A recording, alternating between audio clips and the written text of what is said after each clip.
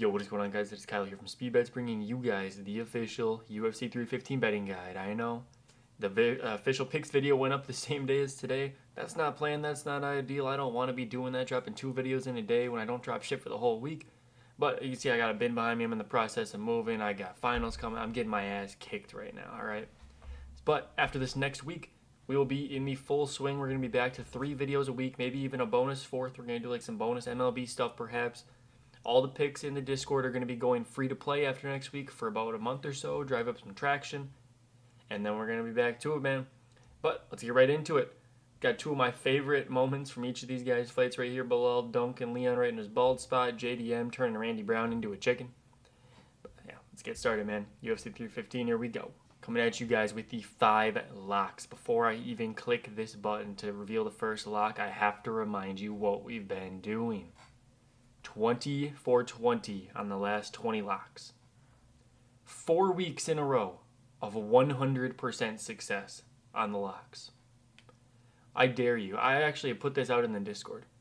If you can find somebody else who has had that same success on YouTube, they could have 1,000 subscribers, they could have 20,000 subscribers. You find someone else who avoided all of the big traps these last 4 weeks in a row, I'll give you my lifetime VIP thing for free. That's not even something I offer. You can't even buy that. I'll give it to you for free because you can't find that.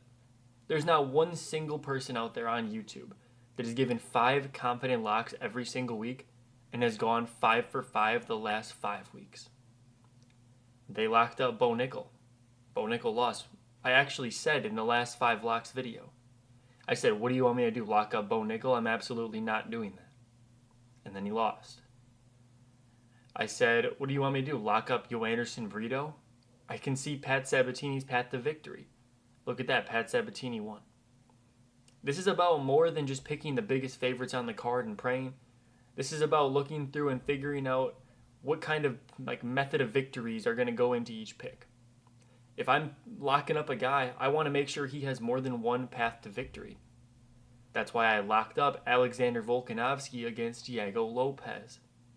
Diego Lopez had one path to victory, and that was a first or second round fluke flash knockout. I don't know what to tell you, guys. He didn't get it, and then he lost the fight, and it wasn't really competitive at all. You can argue it was. I don't give a shit. It wasn't. It simply wasn't. But let's get into these locks, man. Number 1, it's got to be Benoit Saint-Denis. Kyle Propellic, or however you want to say his name, man. I actually wanted to hurt myself watching this guy's tape. This is like a hand-picked matchup for BSD. It's not entirely hand-picked. It's not some dude that was just on the couch.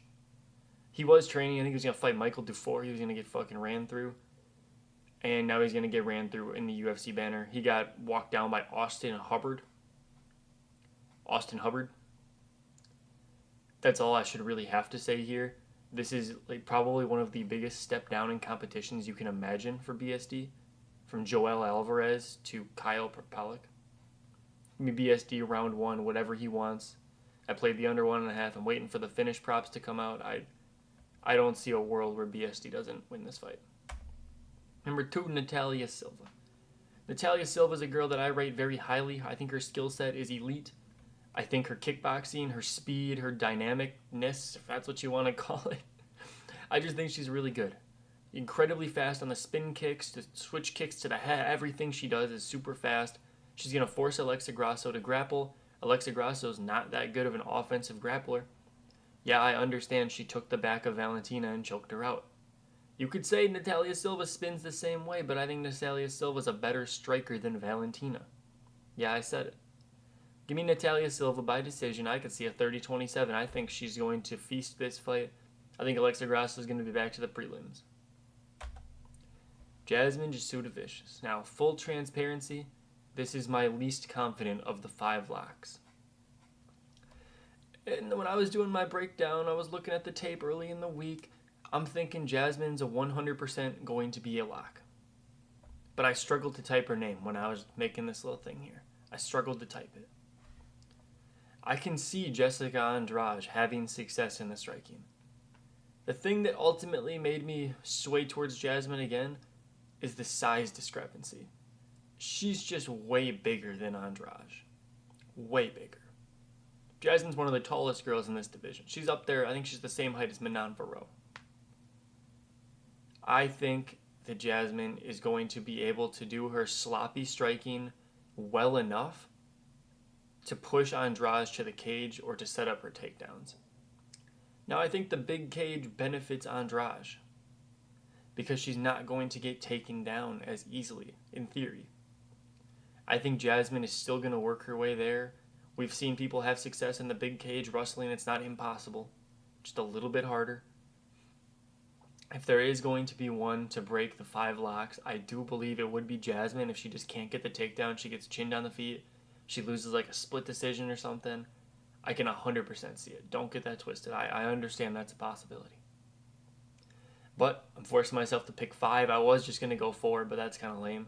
So I'm going to give you guys 5. I think Jasmine Jasudavicius is the real deal. And I'm taking her to beat Jessica Andrade. Aldo and Zahabi over 2.5. Now, as much as I wanted to lock up Jose Aldo, we don't know what kind of urgency this guy's going to have. Zahabi, he's not a guy that engages in the cage clinch too much the way that Aldo has been beaten. But you got to admit he trains with some high-level guys. Faraz Zahabi, one of the best minds in MMA. If they're formulating a game plan, it's push Aldo to the cage because he doesn't have urgency to get off the cage. I wasn't going to take that risk, so I think I paid like 100 more points of juice, which I know is a lot. That is a lot. It was like Aldo's money line at the time was like minus 225. Got this at like minus 300. I just take the over 2.5. You can lock up the Zahabi spread. You could lock up Aldo by decision. There's a lot of different pathways you can go. We might even touch on some of those in some bonus parlays. I guess you'll have to stay around and find out. Zahabi, he has a couple knockouts. Is he really going to chin Aldo? Is this guy going to do him like McGregor did? I don't think so. I was picking Zahabi to knock out Basharat back in the day. I dropped some receipts back in the other full breakdown video if you don't believe that for whatever reason. But I don't think his power is going to come against Aldo. He's generally like a track star type fighter. This guy's backing up. He's going to come in with his super high guard, do his little super long rangy jab. He's going to get hit a couple times, then back out, keep running backwards. I think it's going to go the distance. That's my favorite pick for the fight. If Shevchenko and Firo, over 4.5. Now, Valentina hasn't got a finish in how long? It's been a while. And I know, Alexa Grasso strangled her. I get it. Is Manon Farrow going to strangle Valentina? Not a chance. I mean, Farrow may be knocked out. I don't think so. Off the top of my head, who's the last girl that Farrow knocked out? Like Victoria Leonardo? Let me actually check this. Like, that was off the top of the head. I'm almost the GOAT. I was one fight off. She TKO'd Tabitha Ricci standing. I don't think Valentina is anywhere near as bad of a striker as Tabitha Ricci is.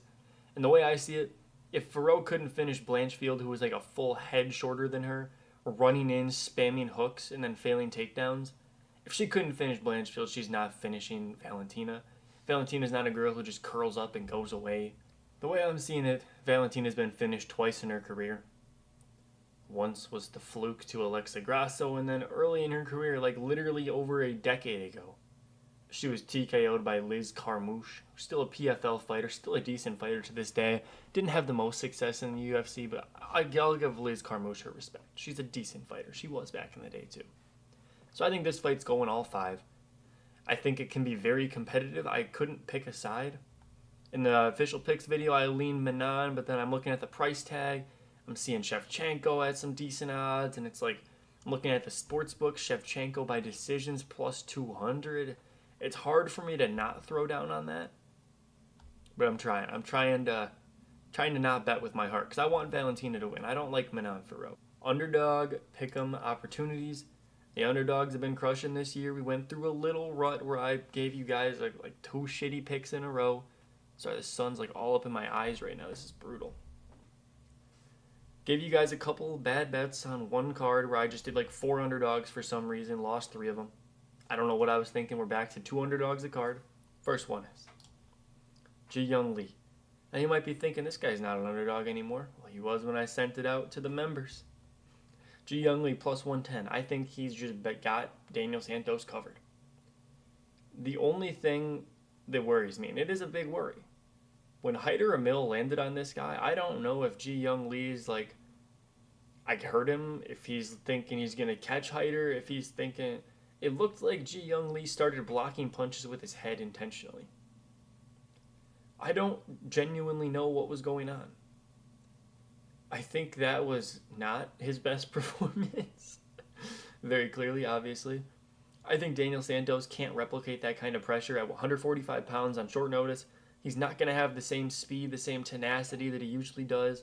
He's going to come in, he's going to be a little slow, he's going to look a little bit weathered, probably going to look a little bit bloated. He is a 135-pound fighter who's just too lazy and can't make the weight. I think this fight's Ji Young Lee all day. I favor him for a TKO over a slowed down Santos. I'm looking at like rounds probably 1 or 2. Chuck Buffalo. Now, if you're a VIP member, I couldn't do this one because I make it a mission for myself. I have like a section in the Discord where I'm posting my underdogs that are going to be my official underdog plays. Because when I make an underdog my official play, I add 1 unit onto them. If I didn't have a bet on them originally, I'm just going to do 1 unit. But if I had money on them already, like if I took their early line, then I add another unit. So I can't count the early odds I got on Charlie Radke. But I added a unit at plus 135. When I got him early odds, he was plus 200. We have half a unit on Radke at plus 200. We have a full unit on Radke decision no action at plus 250. And I think both those hit. I don't see a world where Mike Malot's the better fighter. What is Mike Malott going to do? Treat Charlie Radke like Trevin Giles? I got news for you.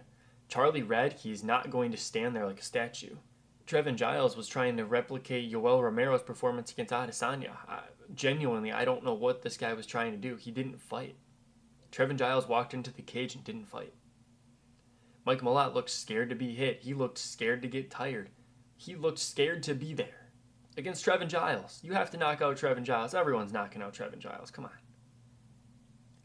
I think Charlie Radke is going to come forward. He's going to put the pressure on Mike Malott. He's going to force him to shoot a takedown off the back foot. I think he's going to stuff the takedown. He has a rustling pace. He has some good grappling. We haven't seen it tested at the highest level yet, but from the tape I've seen, it looks decent. Good enough to keep Mike Malott standing, I think. And I think Charlie Radke can put this dude out. This guy's left hook has got some serious power. Call him shades of Alex Pereira. No, I'm kidding. I'm kidding, but this guy has some serious power when he steps in that pocket. Knocked out Semmelsberger, that's a good win. Knocked out Gilbert Urbina, not as good of a win, but still very impressive. And a loss to Carlos Prates is nothing to scoff at. A loss to Carlos Prates is better than a loss to Neil Magny. Give me Radke plus 135. And then these are the profits right here. We're up almost 17 units on the year with 145% ROI on the underdogs. Obviously, there's times the underdogs are going to be hot. When we hit 2 underdogs in a night, it's electric. Okay, let me tell you what. When we hit an underdog like Carlos Vera plus 600, it is electric. But is it the $10, the $25, and the $100 bettors, how much money they're winning? Now let's keep it going, man. We're pushing, hoping to get around 30 to 50 units by the end of the year. It's a little tough, but I think we can do it. The goal, ultimately, we're going to say 30 units. 30 units right now is like the minimum we should end at. If we can push it up to 50, we're absolutely going to, and we're not going to stop. The DFS plays, I'm blocking the better logo like always. On the left side here, we have BSD under 5.5 minutes of fight time, paired with Cutelaba over 8.5 minutes of fight time. Now I see a lot of people are picking Modestas Bukakas by round 1 knockout because of what he did to Rafael Sarcoera. I think you're crazy. Cutelaba, the chin narratives are false. He's been knocked out twice. The first Magomed fight I'm not counting. He was playing possum, he got caught. Whatever, he's fake wobbling, the ref stops at a horrible stoppage. I'm not counting that as a knockout loss. Cutelaba took some bombs against Ivan Arslan as well. And then guess what? Cutelaba averages 4 takedowns a fight. He's only shooting takedowns at a 50% clip. That means he's averaging like 8 to 10 takedown attempts per fight. I understand Cutelaba has a lot of fights that end early. I get that. He does have power. He does get cracked. But the rustling pace slows fights, and Bukakas is a low output striker. People are talking about the fact that he fixed his output issues. I don't think he did. I think he's had soft matchmaking. I think Cutelaba is probably the best fighter that he's fought since his return to the UFC. What, are you going to tell me that Capoeira is better than Cutelaba? You telling me that, what was it, Prachnio is better than Cutelaba? No, he's just simply not.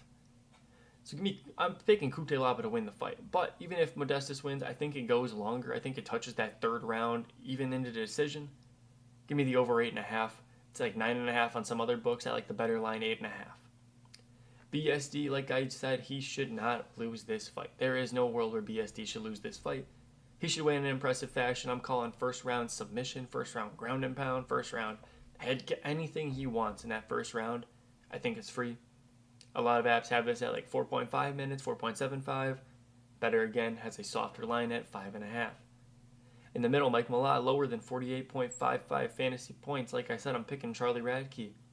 First off, without a win, I don't think Mike Malott can physically cover this. I don't see Mike Malott getting takedowns. I don't see him getting submission attempts. Those are two of the biggest ways to get points. And even if he does get a win, I don't favor him to get a finish over Radke. I think he gets a decision win, which is 10 points. So even if you give him the 10 points for the decision win, we're looking at 38.5 here, and a significant strike is worth half a point. You want to divide that by 0.5, we're looking around 70 strikes.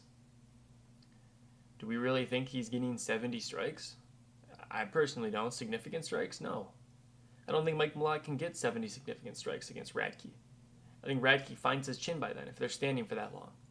Mike Malott, maybe he gets one takedown, so we're looking at like 60 strikes he needs. I still don't think he covers it. I think this line's too high. I don't see him getting a finish. And then, of course, BSD under 1.5 takedowns. I think he only is going to need one. I hate having to double up on the fight like this. I don't like having one fight on two different slips because I have the under fight time then the under takedowns.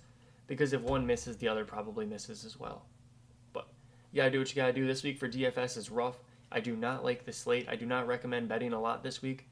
These slips are my favorites, but I'm not confident anywhere near as much as I usually am. I just think the lines are really sharp this week. On the right side, we have Alexa Grasso under 61.5 significant strikes paired with Belal Muhammad over 4 takedowns. Like I said in the full breakdown, I think JDM's takedown defense is objectively not good. With that being said, JDM's ability to get back to his feet is elite. He is very, very good at causing a scramble, causing a stand-up. He's getting back up against Gilbert. He's getting back up against Basil Hafez. Those are the guys that have taken him down that everyone wants to talk about. JDM finds ways back to his feet. Undeniably, he's very good at causing chaos on the ground. I think that just means Belal Muhammad racks up more takedowns. Belal Muhammad's not going to run out of cardio before he gets 5 takedowns. He took down Leon Edwards, I think, nearly double-digit times. I think 4 takedowns is a blessing. I think Belal Muhammad could just mat return JDM once he stands up. Even if he causes a scramble where he gets a weird stand-up, Belal's going to push him back to the cage and take him down again. And then Alexa Grasso under on strikes. I don't think she's going to want to strike with Natalia Silva. I think Alexa Grasso is going to be kind of back to the cage trying to shoot takedowns. Silva's pressure, her pace is insane. Her striking defense is very good. I think 61.5 is a high number, and I don't think she can cover this. Then a couple long shots we've been running. This is from like 2 or 3 events ago. Almost cashed on the 100X. This one right here, the only line that we missed was the Elkins 2 takedowns, which hurts because he got the second takedown. He just didn't control Erosa at all before he got TKO'd. That would have been for 200X. And then we're running another one this week. I haven't run one the past couple weeks. I haven't been confident in the lines. This week I'm not confident either, but fuck it, I'll throw it in the video right here. We got Brad Katona over. I think Brad Katona is just super high volume. The fight's like minus 400 to go the distance. Almacan is not a rustler. I think this fight's going to stay standing. Brad Katona is going to rack up the strikes. Jan Cutelaba over 8.5 minutes of fight time. Like I said, I already love that line. Andrade lower than 32.5. Jasmine is not going to strike with her. She's going to take her down, grapple her out. It's hard to get 6 strikes off your back. Ask Marina Rodriguez last week. Benoit Saint-Denis under 1.5 takedowns. I kept going back and forth between the fight time and the takedowns. I don't think Benoit even needs to take this dude down. I think Benoit could just knock this dude out on the feet. I think both lines cash. I just went with the takedowns. Then Belal Muhammad got bumped on better to 5 takedowns. I don't think it matters. I'm still taking it. Like 5.5, 6 takedowns, maybe I'd hesitate a little bit, but 5, fuck it, whatever. Bruno Silva for a knockout for a booster brings it to a 35x payout. I didn't talk too much about Bruno Silva in this video. I think he's a live dog as well. He was going to be one of my favorite dogs, but I mean, I just couldn't pull the trigger on a guy who's 0-4 in his last 4 fights. I think Barrialt's chin is absolutely torched. Getting knocked out by Dustin Stoltzfus is not okay. That's not allowed. So yeah, give me Bruno Silva. I'm picking him. I think he's going to get a knockout and do it in impressive fashion. This is a guy who has 23 professional wins and 20 knockouts. Might I remind you. Coming in with some freight parlays here, we have Natalia Silva paired with the over 2.5. Comes in at -129. It's juicy. I know. There's not a lot I could really work with right here. I like this. It's 2 of my locks. I love this play. -129 is not a great price, but it is what it is. On the bottom here, I'm giving you guys one with a little bit of sauce to make up for the first one. Navajo Sterling to win and round 2 to start. Navajo Sterling is not going to knock out Ivan Arslan in the first round. I don't buy it. The 2 fights Navajo Sterling has finished in the first round. Guys, we're looking at fighters with professional records of 9-9 as well as 15-18. The 15-18 fighter is on a loss streak of 1, 2, 3, 4, 5, 6, 7, 8, 9, 10 fights in a row lost. 10 fights. His one recent win is over a guy whose account has been flagged for throwing fights. These are the guys Navajo's knocking out in the first round. The fact that this takes his money line from -330 or whatever it is right now, -300, -330, it takes it down to a pick'em.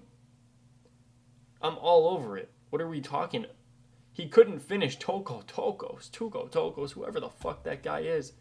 Dude, Jake Collier. You know Jake Collier? The UFC dropout, 5-9 in the promotion, garbage, lost a decision to Arlovsky and Boudet. This guy knocked out one of the fighters that Navajo finished in the first round, except Jake Collier did it in 20 seconds. It took Navajo about 3 minutes. This guy is not aggressive enough. He is not a finisher. Give me Navajo by decision, but the over for round 2 to start? Like, come on. You gotta take it.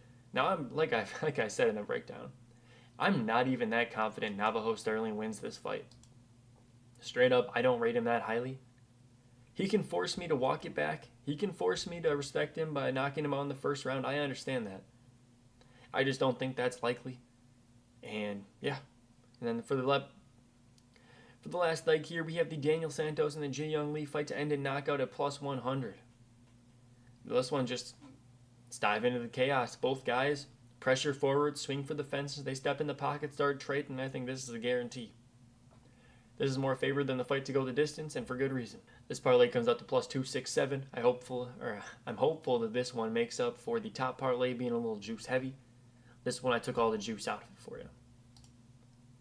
And now on to the long shots. Right here we have my guy RDR. You guys know I mess with RDR. We won some money on RDR last week. That's why I didn't lock up Bo Nickel. You're welcome. But here we go. Kute Laba decision +600. But I feel the need to preface this again.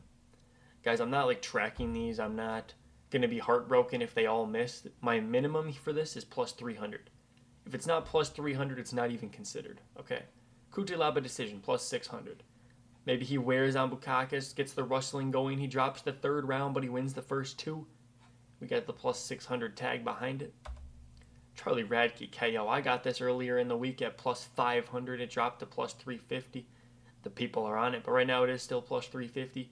I like this a lot. This guy's pissed off. He's mad the Canadians are booing the national anthem. He's going to make Mike Malott pay for it.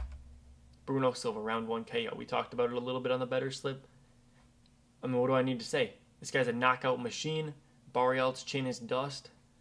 I think that Barrialt can win the decision, but Bruno Silva to finish him is more likely in my opinion. And then the bottom right here, you have Beksat Almakan KO. Now, like I said, in the DFS breakdown, I'm saying this fight's like -300 to go the distance. I know. Beksat has weird power, and he carries power for 3 full rounds. This guy gasses out a little bit in the 3rd, but he still has 3rd round knockouts.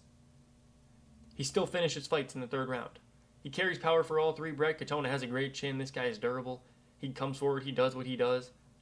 But if he gets cracked, he gets cracked. There's some shots he just can't make up. Beksat has weird power. I'm not basing this off the fact that he dropped Umar. I'm basing this off the tape I've seen. And I think anything's possible. Well, I'm around 4. All right, man. Make sure you guys join the Discord, sending out free plays, doing all the fun stuff in there. Like I said, the picks are going to be going free play. Everything's going to be free. You don't have to pay for shit in like a week and a half here. We just got to get it all set up officially, and it's going to be that way for a few weeks, maybe a month. And then we'll be back eventually to the paid stuff. Obviously, I got to make some money off this, but hope you guys enjoyed. Catch you guys on the next one. Drop your locks in the comments. Hopefully, we can go 5 for 5 for the 5th week in a row. Talk to you guys next time. Peace out.